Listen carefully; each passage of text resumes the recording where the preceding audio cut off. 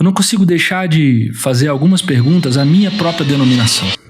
Em Marcos 7, nós encontramos Jesus fazendo uma grande acusação aos líderes religiosos da sua época. Jesus acusa os fariseus de invalidarem a palavra de Deus por causa das suas tradições. E aqui existe um detalhe muito importante. Essas tradições não eram meras invenções humanas.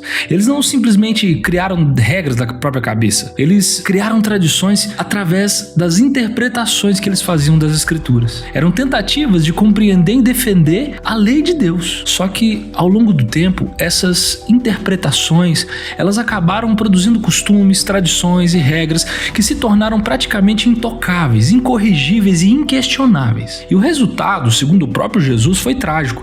Aquilo que nasceu de uma tentativa de interpretar a palavra de Deus acabou sendo usado para invalidar a própria palavra de Deus. Refletir sobre essa passagem nos leva inevitavelmente a observar um fenômeno muito semelhante na igreja moderna. Às vezes, tradições e costumes que surgiram de uma tentativa sincera de interpretar as Escrituras passam a ser tão valorizadas pelo nosso apego e preciosismo que acabam ocupando um lugar que pertence somente à supremacia da própria Escritura. Eu não consigo deixar de fazer algumas perguntas à minha própria denominação.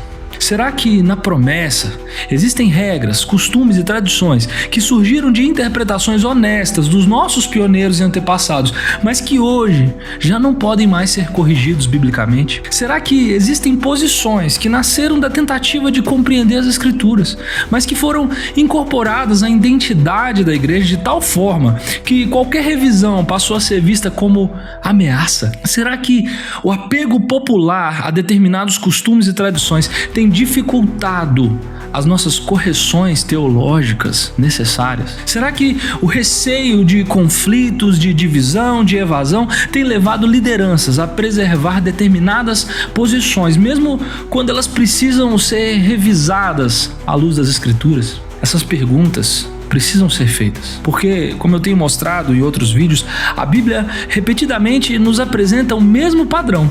O declínio espiritual começa quando tradições, instituições e costumes começam a ocupar o lugar que pertence à autoridade suprema da palavra de Deus. Se somos uma igreja herdeira da Reforma Protestante, nós precisamos nos lembrar de que a Reforma não surgiu para preservar tradições, nem simplesmente rejeitá-las. Ela surgiu para submetê-las ao julgamento das Escrituras. E toda vez que valorizamos mais uma tradição do que a possibilidade de corrigi-la biblicamente, nós nos afastamos do princípio da reforma e nos aproximamos justamente daquilo que Jesus condena em Marcos 7.